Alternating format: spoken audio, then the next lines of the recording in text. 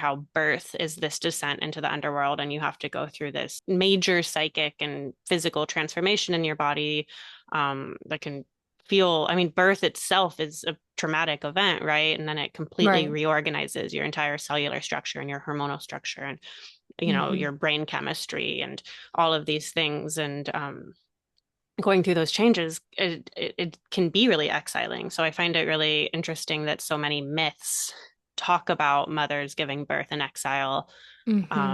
because I feel like that can also then provide a lot of comfort.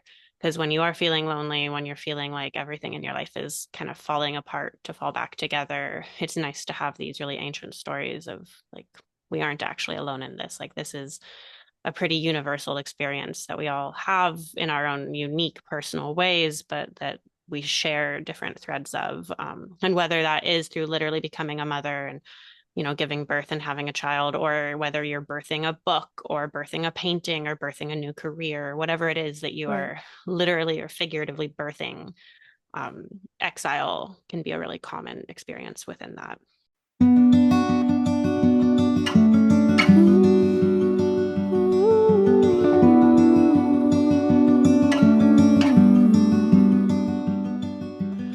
Welcome to Conversations with the Planets with Lori Kaufman and Alicia Cielle Heiser, a podcast that roots the wisdom of the stars into our lived experiences here on Earth and weaves the power of diverse healing modalities together with astrology. I'm Alicia Cielle Heiser, an astrologer, herbalist, and witch living in Oregon on Kalapuya land, and I offer astrology consultations and teachings aimed at helping you honor your most authentic self and trust your intuition.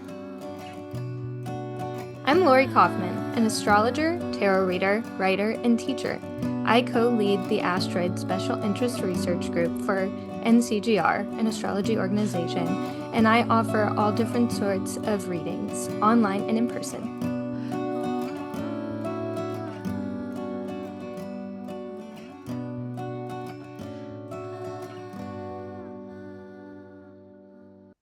Hey everyone, and welcome back to Conversations with the Planets. And today we will be talking about asteroids and myths associated with women who give birth in exile, and also just broader thoughts on how birth is kind of an exile process in general, how creative processes can really connect with an experience of exile, and just there's a lot of really evocative material here. I mean, literally, Mary gave birth to Jesus in exile. So this is a concept that is really prevalent in our Judeo-Christian societies. You can find it across Greek myth and going a lot farther back before Jesus. And Lori has found some really cool things associated with some of the asteroids. So we're excited to dig in. Um, Yeah. Yeah, I think I kept finding this general theme that was showing up in my own chart as I was editing the book of basically these very specific deities usually being approached by Zeus, and then going into exile or being forced into exile typically, and then having their babies in this exile and then being able to come back to their regular life or kind of like forever being changed because of their baby.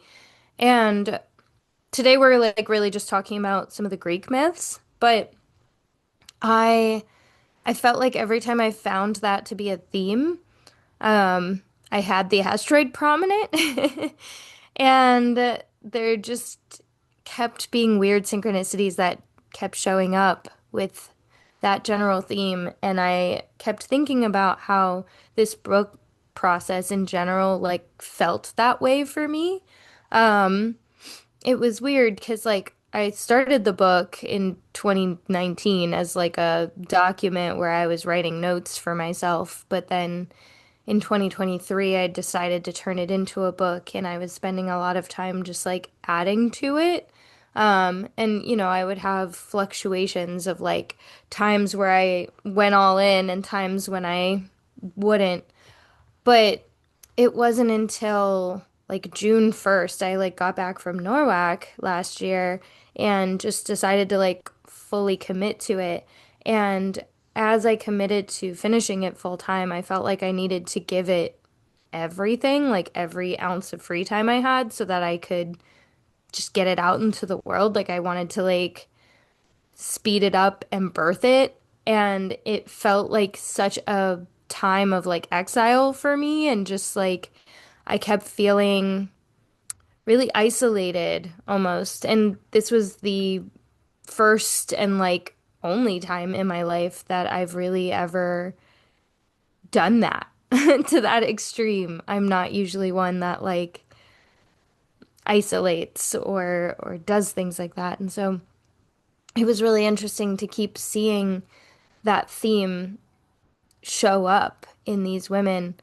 Um, and so, yeah, I've been really excited to kind of dive into it a little bit more and talk about it and Yeah. um, get into some of their stories. Yeah. And I feel like, well, you know, when you look at the fifth house in astrology, it's the house Hmm. of all of your creations, right? And so it's the house of creativity, of art, of pleasure, of hobbies, but then it's also the house of children, Right. and fertility in general. And, you know, what is your fertility? What are you bringing into this world? What are you birthing into this world? And you know, I love it because Lori and I both have been undergoing these huge transformative creative processes that are both connected Hmm. to the fifth house. Lori with writing her book, and then me with becoming a mother and literally birthing a human. And I've, you know, I've really found that like my experience becoming a mother and the experience that I've heard from so many other first-time moms and people going through their matrescence is that it can really be exiling, and you can Yeah. end up losing relationships with people who are in your life before, who don't have children, who aren't in that same place. Hmm. I found pregnancy to be a really lonely experience. You know, we talk in our episode about me becoming a mother, of how the myth of Inanna has been really helpful for like her descent into the underworld as this mythological metaphor that makes a lot of sense for how birth is this descent into the underworld, and you have to go through this, you know, major psychic and physical transformation in your body, that can feel, I mean, birth itself is a traumatic event, right? And then it completely Right. reorganizes your entire cellular structure and your hormonal structure and, you know, Hmm. your brain chemistry and all of these things. And going through those changes, it can be really exiling. So I find it really interesting that so many myths talk about mothers giving birth in exile, Hmm. because I feel like that can also then provide a lot of comfort. Because when you are feeling lonely, when you're feeling like everything in your life is kind of falling apart to fall back together, it's nice to have these really ancient stories of like, we aren't actually alone in this. Like, this is a pretty universal experience that we all have in our own unique personal ways, but that we share different threads of. And whether that is through literally becoming a mother and, you know, giving birth and having a child, or whether you're birthing a book or birthing a painting or birthing a new career, whatever it is that you Right. are literally or figuratively birthing, um, exile can be a really common experience within that.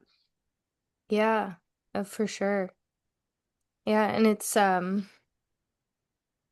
so interesting the way that it it's like it's always worded as a punishment to these women in these Greek myths, especially like the ones that we're gonna really dive into today. Mm-hmm. But that was something that also kind of haunted me about the whole thing.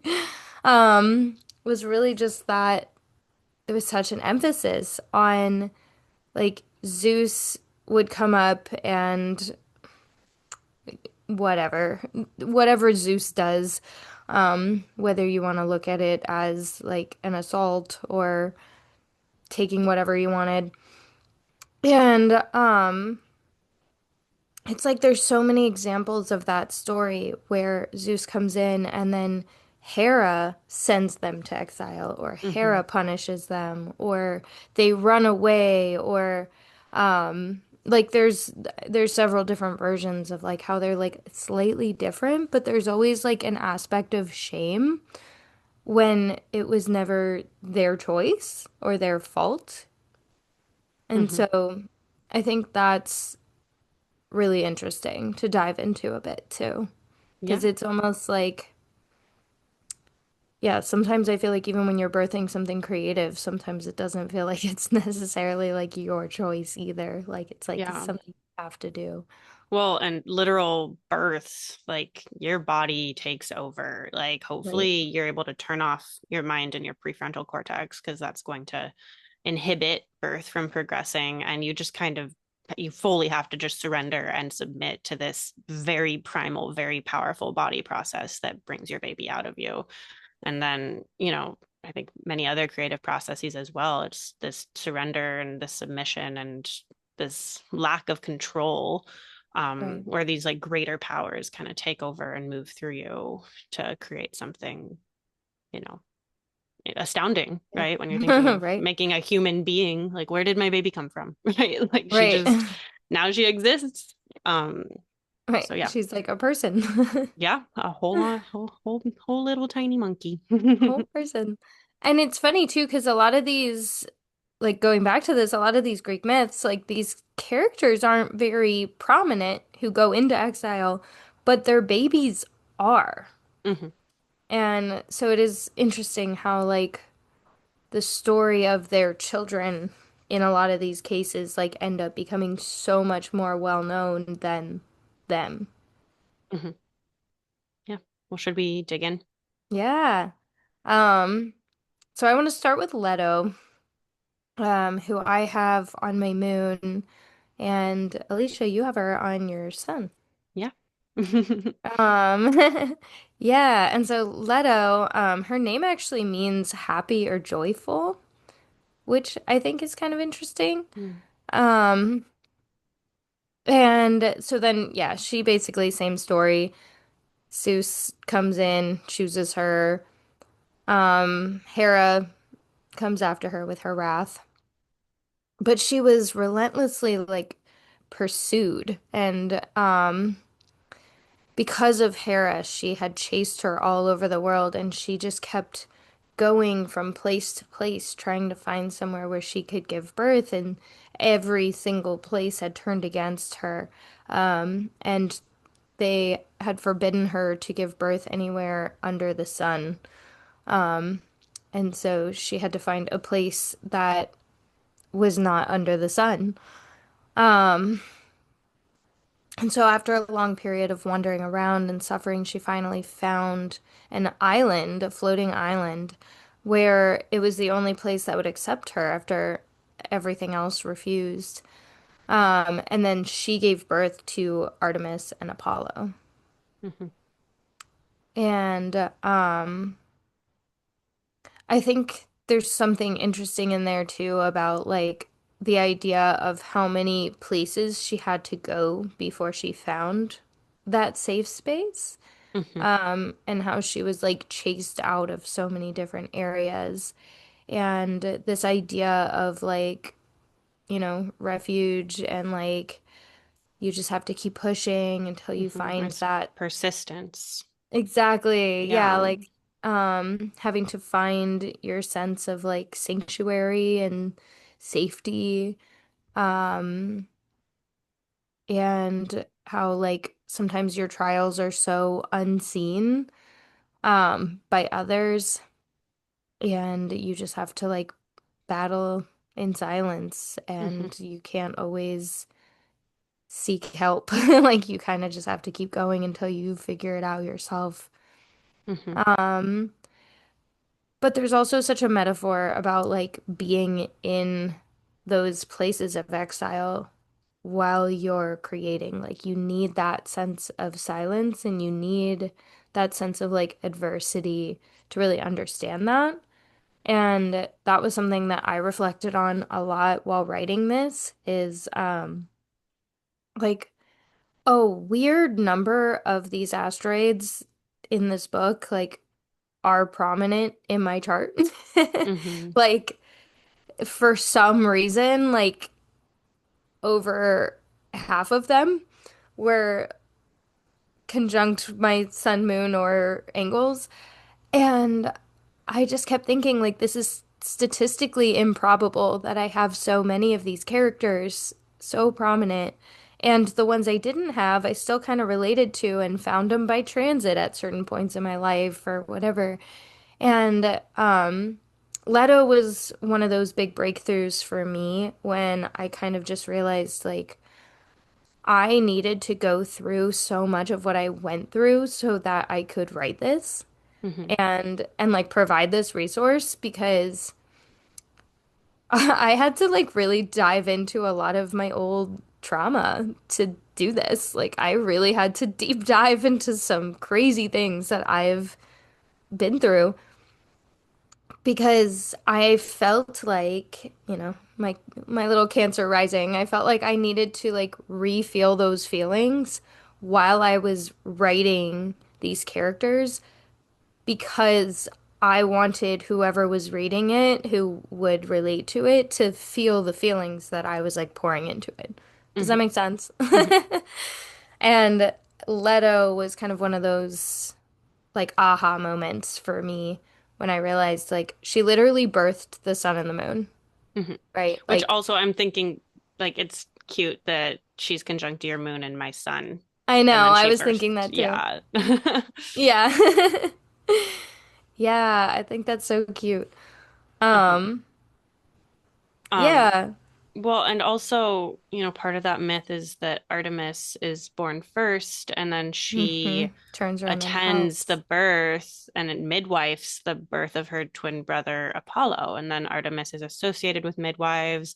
She's associated Hmm. with protecting women in childbirth, with protecting newborns. I have been praying to Artemis so much throughout my pregnancy and postpartum period. She's a fantastic deity to get to know if you are going through any sort of birthing experience. We have an episode about Artemis that you can search for Hmm. like on our podcast. But then there's something too when you're thinking about this from the perspective of Leto, right? And she has no one. She's completely Right. exiled, like barely any land will even accept her. And then finally she gives birth and then she has help from her little Right. her Right. little And goddess baby. I thought about that a lot too because like there's been times where I felt really like lonely and like stuck in like this solitude from writing this or like moments where I felt like I had to over explain what I was doing to my parents or just like things like that where it was just like why don't people understand what I'm doing? And the idea of like birthing the thing that turns around and then helps you, Hmm. I thought was really like profound Hmm. in a way. It's like the moon comes out and is like, all right, let's get the sun out of here. Yeah. Um, Because also and she's birthing twins in exile. Like right, that's terrifying. That's such a difficult terrifying. birth to do. And then Yeah, yeah, also Lori, to your point, I feel like that's very literal for a lot of new moms too, right? Is our babies kind of save us, and through right. all of the hardship, through all the difficulties, literal traumas, right? Like I hemorrhaged after giving birth, when it's like 4 in the morning, and my daughter will just like not shut up. Like through Right. all of it, it's like, but it's all for you, right? Like it's like they Yeah. come through your babies or your creations or whatever, and like they do just completely reshape you in the best ways too. Right. Yeah. It's so it's so interesting, so cool. Hmm. And like this book too is gonna have to be at least two books. So it's like Hmm. it is twins. Twins, yeah. Or triplets. Yeah. It's about 2,000 pages. It's probably gonna end up being three books, but it's yeah, very interesting. Um, and then Maya was such an interesting one too, because I felt like she really has such a similar story. And her name actually means great mother. Mm. Um, and she's one of the Pleiades. Is that how you say that? I feel like I As say far as I it know, differently every also time. we say this in multiple episodes, but we apologize for any I know for mispronunciations. We any, do not I'm speak Greek. so bad with, So I know, yeah, like, we're I here know, for the overarching archetypal energies, not the like specific Virgo I know. perfections. I feel like a lot of these words I literally say differently every time because I'm Mhm. like, eventually I'll get them right. Uh, um, but yeah, so she was one of those sisters, and Of course, one night Zeus comes to her in secret, leaving her pregnant and alone. Um, and from her came Hermes. So I thought that was really interesting, sitting with this idea of having a Leto Maya conjunction and then having them on my moon, and then also have like it's Mercury, it's the sun, moon, and Mm-hmm. Mercury that were birthed from those two characters. Um, and yeah, and so I just like, I don't know, it's very similar of a story. There's not a whole lot of like different lessons that I feel like you can get from Maya that you can't from Well, isn't it too Leto that like too. then Mercury has to be taken away and raised in secret by Dionysus to like protect, or Hermes, I guess, to be Hmm. protected? Like there's part of that myth too, is then Hermes is like born and has to be kept hidden to keep him safe, Yes. which um I haven't heard that out of the Apollo and Artemis versions of the myths. But then, that is something too, right? Yeah. If you're giving birth to your baby in exile and then someone's after you, they might be after your baby too. And like, how terrifying is that to have to protect your child? Yeah. Yeah, the version that I'm familiar with was Hermes then created the Lyra, um, and stole Apollo's cattle, and then Apollo came to confront Maya, at least. He was like, Because he's like a little um, baby, right, little exactly. playing tricks. Um, yeah, and Maya just like obviously tried to protect her newborn, tried to protect her Hmm. baby, so she claimed that the baby could not have possibly done what he was accusing him of. Hmm. But then eventually, yeah, Hermes revealed the truth and impressed everyone around him, and they were like, "Oh, what a crazy little trickster," and Well, because had he their also little, like he walks one direction to steal the cattle and then he puts hmm. his shoes on backwards. So then when he walks back, you can't see where his footsteps go. And so then also Right. part of that myth is like literally telling the patterns of Mercury retrograde because Mercury retrogrades more than any Mm. other, or like more regularly than any other planet. Like we have three Mercury retrogrades a year. That's why everyone's always like Mercury's retrograde. Oh my gosh, it's because it's like Always. always happening. Um, Yeah. so it's also like the way that these myths Yeah. include astronomical details is really beautiful.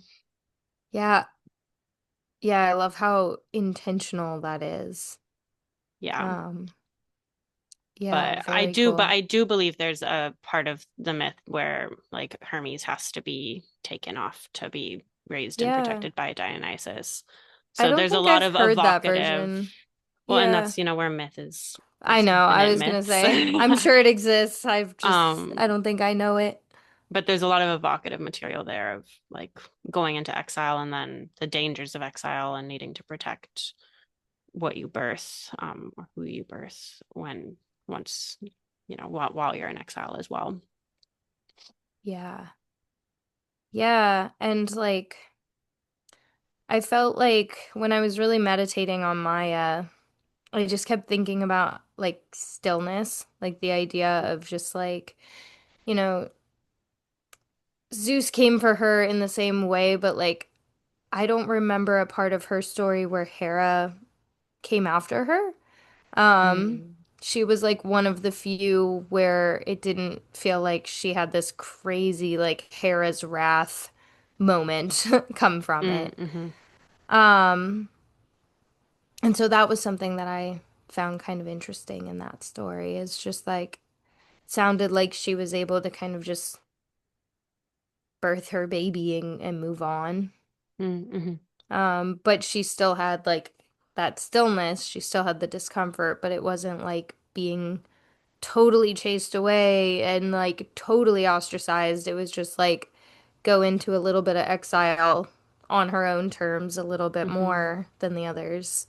I mean, mm-hmm, obviously, it wasn't on her own terms, but like, it's not like she was cursed and tried to go to a million different places and had to find a floating island. Like mm-hmm, it's a different energy for mm-hmm. sure, but there's still, yeah, just this idea of like stillness and retreat and like letting that be an opportunity for renewal. Yeah. Beautiful. Yeah. Yeah. And then Callisto is another one that I've also been thinking about a lot. And what's funny is I actually completely missed her in my first like few sweeps. And I was talking to a friend one night, and she had asked me if there were any deities, like specifically goddesses, who were associated with bears. And I was like, oh, like, I don't know. She was having a lot of synchronicities with bears. And literally right after she asked me that, I was listening to like a Greek podcast retelling, and they started talking about Callisto and how she was turned into a bear. And I was like, does she have an asteroid? And it's Mm. one of the first, it's 204. Like, she's one of the first, like, 500. And I somehow had missed her in all the times that I went through that list. And I was like, wow, this is very divine timing that my Hmm. friend had just asked about this last night. Um, and so I went down a really deep rabbit hole with her and found her exactly on my MC, which I mean technically is also conjunct my moon. Hmm. Um, because it's just 4 degrees the other way. Well, and The didn't other, you pull the go ahead. Callisto's conjunct my ascendant too? Yes, I was just gonna say Mm. she's on your ascendant, like by less than a degree, right? Let It me was look like at the chart you sent me. I feel like she was very close in your chart. I pulled both of Callisto. our Yeah, charts with no, both of she's moons. to the minute. She's 1 minute away from my ascendant. 1 minute. Okay, yeah. So I was gonna say I thought it was she's close. conjunct my ascendant. Yeah. Yeah, she's on your ascendant. Yeah, she's close to that with my MC. I think it's like 10 minutes or something. It Well, was, I don't know. It's less than a degree for sure. Um, but that's funny. I didn't realize it was that's one tighter minute. than even like, because I That's think so I always tight. talk about Ceres, and Ceres is actually 2 degrees from my ascendant. So like, yeah, that Callisto is way tighter. Way tighter. Wow. Interesting. Yeah. Yeah. Yeah, we'll definitely have to sit with that one. Um, but yeah, so she's another one. Her name means the most beautiful or fairest. And she was a nymph and she was devoted to Artemis. And I think it's interesting because like Artemis and Maya show up in Callisto's story. So it's like Mhm. she feels like kind of a weird like string, like a tie to all Mhm. three of these. Um, but she was basically one of Artemis's virgins and swore to remain chaste and wild and dedicated to the hunt and dedicated to the work that they were doing and the goddess himself herself and until Zeus notices her, go figure, and he approached her in disguise. And so a big part of her story is like this idea of disguises. Um, and he basically tricks her because he disguises himself as Artemis Mhm. and like uses this like fake Artemis to like lure her in by like making her think it's her goddess. And of course, she felt unable to refuse her goddess. But then she was deceived and assaulted and whatever you want to call it. And when Artemis, the real one, found out about her pregnancy, she was cast out completely and like totally sent away. She had a son named Arcas, who does not have an asteroid. But he was sent away to be raised in secret by Maya, which is Mm. very interesting. And and eventually she was found by an angry, jealous Hera. And Hera was the one who transformed Callisto into a bear. And then as a bear, she wandered the forests alone and like really tried to survive. But she was unable to speak or reveal her identity or talk to anybody really or do anything. Until her son eventually grew into a hunter and he found himself in the forest where his mother was. And he almost killed her. And obviously he didn't know it was his mom. Um, but Zeus ended up catching it and intervened and lifted both the mother and the son into the sky before he would kill her. And that's the constellation of Ursa Major and Ursa Minor. Mm-hmm. And yeah, so they are kind of like forever frozen in the sky. So it's interesting because this story has almost like a darker feel. It's like after the birth and the baby was taken away, she just like wanders the wilderness in exile in her Mm-hmm. like inability to speak. And I thought a lot about with her like how survival can happen through change. Like to survive, you have to be willing to completely change your identity. Mm-hmm. Um, and I feel like that's something too we've talked about with Medusa. We've talked about doing an episode on Medusa Mm-hmm. too, That but would be good at some point. that would be good at some point. But yeah, Medusa is one that I always think of too, of like changing for survival or like wanting to be changed, wanting to look different so that you don't continue to get the attention of an unwanted advancement. Mm-hmm. Um, but yeah, like transformation being a thing that maybe you didn't want, but that saves you. And like sitting in that like sense of betrayal and how once again, like here's this theme of exile, leading you to a new life, a new purpose, for better or for worse, right? Yeah. It also makes me think about like being in touch with your wildish nature. And Yeah. I'm working my way through Women Who Run with Wolves by Hmm. Clarissa Pinkola Estes, which is such a beautiful book. Yeah. And like to be a full bear is like, yeah, you are fully in your wildish nature at that Yeah. point. And like going back to what I was saying about birth and turning off your prefrontal cortex and submitting to this incredibly wild, incredibly primal, incredibly ancient body process that, we go through. Um, and then there's so much power that comes from that too, right? Like giving birth to your baby makes you feel so powerful. Like our bodies are so incredible. Um, and it's like almost like Callisto goes into her wildish place, has her baby, and then like is never able to leave that wildish place. She's like completely taken over by that like primal existence.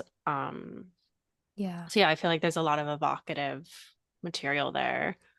Um, and then yeah, also the betrayal of Artemis, right? Of her Right. being faithful to Artemis and being tricked in Artemis. I mean, Artemis is portrayed as very, very cold, and merciless in many myths.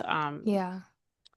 But yeah, it's like it wasn't her fault that she was unfaithful to Artemis, but Artemis like just doesn't even care. And I feel like that also Yep. is, I mean, birth can be merciless, right? It's an incredibly dangerous thing. People still die during birth.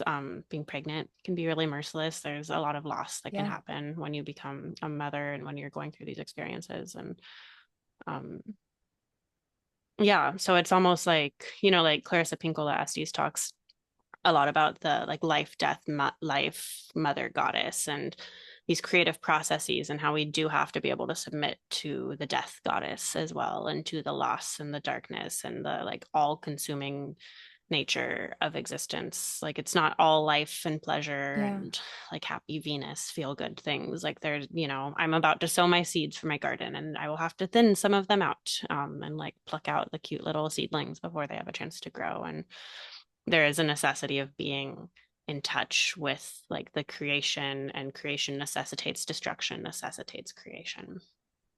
Yeah. Yeah, exactly. Um, yeah, and like trusting in like divine timing and alignment too is Mm-hmm. something I feel like really comes with her Yeah, is like like Zeus interceding at the last moment and saving her. Yeah. exactly. Yeah, like that idea of, you know, you might get put into danger, but then at the last second you become a constellation. Like here you Hmm. are. Like it just like needed to come at the right time kind of thing. Yeah. Which I don't know where in the sky Ursa Major and Ursa Minor are in relation to the circumpolar stars. But when you like Yeah. look at the Orphics and their like religious orientation, and we have a whole episode Hmm. about Orpheus and the Orphics, but they, the circumpolar stars are the stars that never set, that are just like so high up in the sky that they're always above us. Hmm. And the Orphics really think of them as like these immortal, great, powerful beings. And if you understand the afterlife enough and like to not drink from the river of forgetting and to say the right things to Persephone and Hades about how you're a child of earth and starry sky and you are connected to all that is. And if you, have these very specific instructions in the afterlife, which the Orphics would literally be buried with these golden little scrolls in their mouths of these instructions on how to navigate the afterlife. If you do that properly, you will ascend and be able to join the circumpolar stars. And if you don't, then you reincarnate Yeah. and you come back and you have to like relive life. So like none of us Yeah. did it properly. We all had to come back and reincarnate. Right. um, but there is, there's so much evocative material too of like the honor of becoming part of the constellations. Um, so yeah, something there to explore as well. Yeah. That is interesting.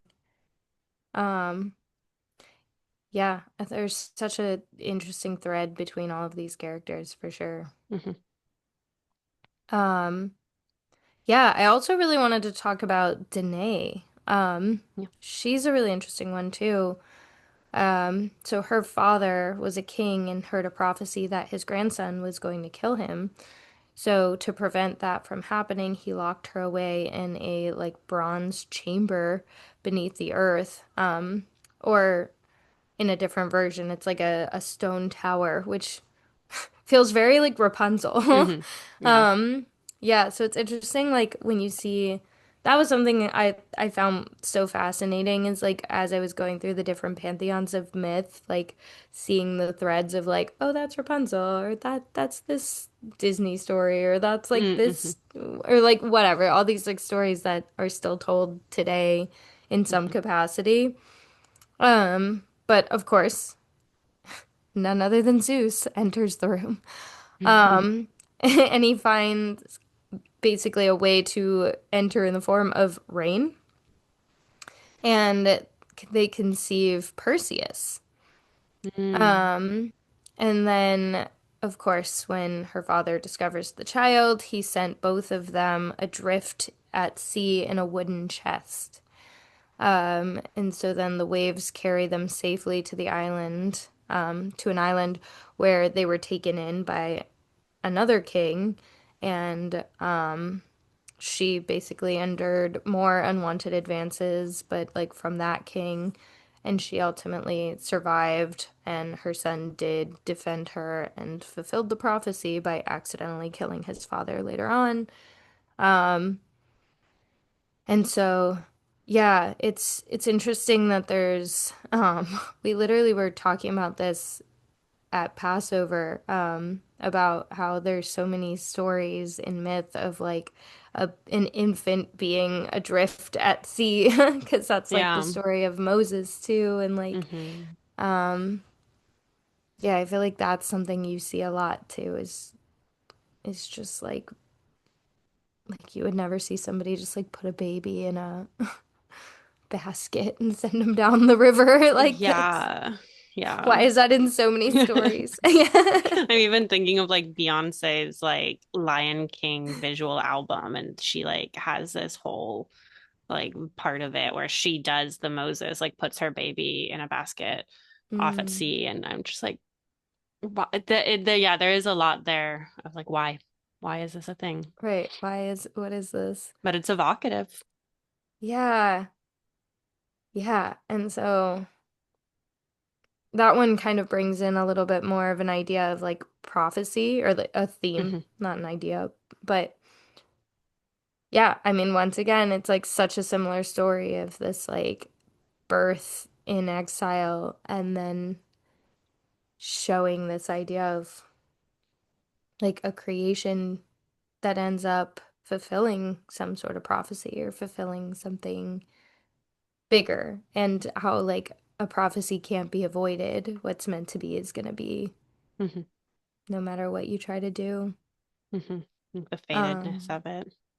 yeah, the fatedness, and then of course there's Cersei, who we've already done a whole Yes. episode on, so we don't have to go too deep into that one. But another one that like I have on my son, and like this idea of going into exile to be able to learn and to create.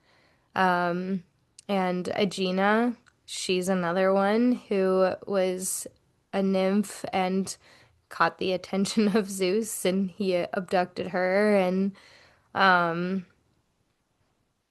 yeah, and then she gave birth to a child as well who ended up becoming a wise king. Um, and yeah, I mean it's just like the same story again and again. Hmm. And what we were talking about before is there's a version of Zeus's story with Rhea Hmm. that I found fascinating. I don't know if this is like a popular version, but there was a version where she hid her pregnancy from Kronos. And in she basically put herself in a cave and like fully went into exile while she was pregnant with Zeus. And that was something that I found so fascinating because once again, like we did an episode on Rhea, but Rhea is on my son, and she's one that I think about and talk about all the time. Hmm. And I love this idea of Zeus putting all of these women into exile, but he put him, or like he himself was born as a secret in exile. Hmm. Um, Well, and even in the most popular version of the myth, he's then raised in exile. right, So there's right. I definitely mean, exile either no matter what way. there. But Yeah, yeah, it is, exactly. there's like this divine thread. Yes. And it even makes me think of like, if you inherit like an ancestral curse of like alcoholism or mental health issues or, whatever it is, it's like you're more likely to pass that on or like hurt people. And so it's like when you've experienced something yourself, it's like you're gonna like try to charge that into other people and like project it out to kind of escape it from inside yourself. And it seems like that's part of Mhm. Zeus's mythic, you know, stories. Right, right. And yeah, I mean, there's so much to be said about inherited ancestral traumas and how Mhm. that can bleed through an entire family line. And it is really interesting. Like, I don't know, there was something about reading that version of Rhea's story and having that just like click in my brain. I was like, oh, here's the ultimate is like Zeus himself was actually born in that same exact circumstance. And then so many of his children, if not almost all of his children, were born in exile because of Hera being so angry with him for doing what he does. Mhm. And And also because of Zeus himself doing what he well, does. Like both of them well, are exactly. accountable. I mean, yes, like it's Zeus's fault, obviously, but Mhm. yeah, and there's even more that we haven't even gone into, like Io, or Io is definitely a big one. She was transformed into a cow, because of Zeus, and then gives birth to her son in exile. And Semele is another big one, because she was tricked by Hera into asking Zeus to reveal his true form because they were having an affair, and Hera, of course, swooped in, and she sees his true form and then dies before she was able to give birth because she was pregnant, and that was Dionysus. And he like took Dionysus and grew him to term in his leg in some versions, in his calf or whatever. There's like different versions about how. Um, and then yeah, he basically like continued that and birthed Dionysus, who I think if I remember correctly, Io raised at some point. I feel like Dionysus got sent around to many different Mhm. temporary parents. But yeah, it's like all of these like really big named children or like Yeah, like deities in most of Greek the myth, Olympic pantheon. right, were Yeah. born in exile. Hmm. Yeah, Yeah. that is really interesting. Yeah. Well, Yeah. my daughter is awake from her nap. I can like hear her downstairs. So we should probably wrap up. Yeah. Um, Well, the do you have overall theme of that was that sometimes you need to go into exile to mhm. create. Yeah, it's like creative processes It needs usually a are step away. uncomfortable in some way. Yeah. Yeah. And I feel like there could be a whole other thread we could trace on like the 12th house is this house of exile and going into, and also considered the most difficult house in traditional astrology and going into these really difficult places and these places of isolation and exile in order to create and how much richer your creations will be as a result of that. Um, yeah, and then Yeah. also the, connecting thread of all of us going into those difficult places. And while we may feel alone, there are other people also going through those processes parallel with us, Yeah. and we're never truly alone in those sorts of experiences as well.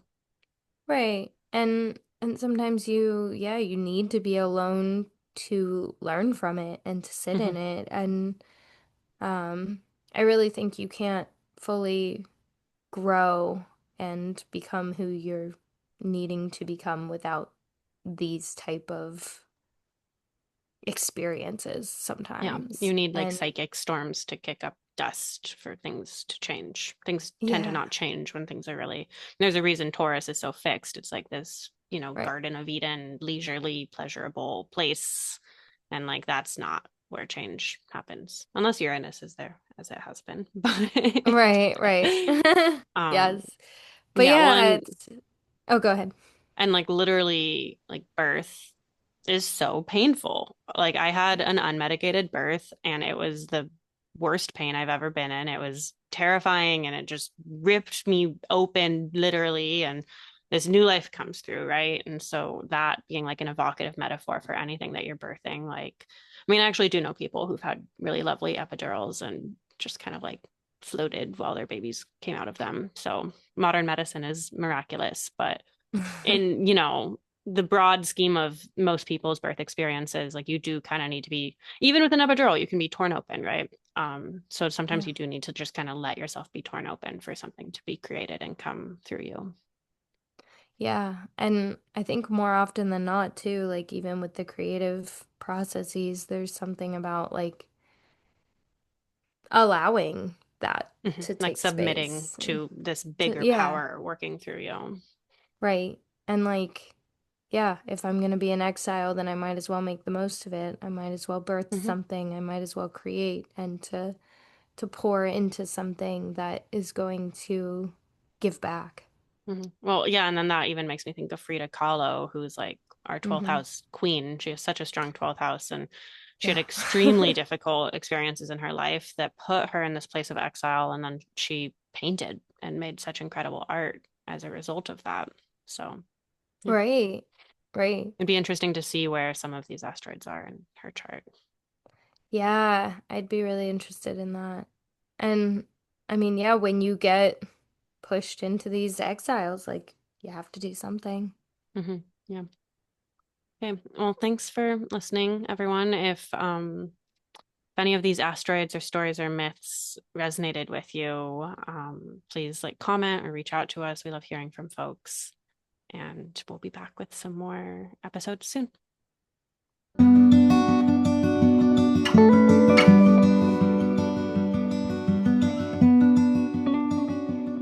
Thank you so much for joining us today.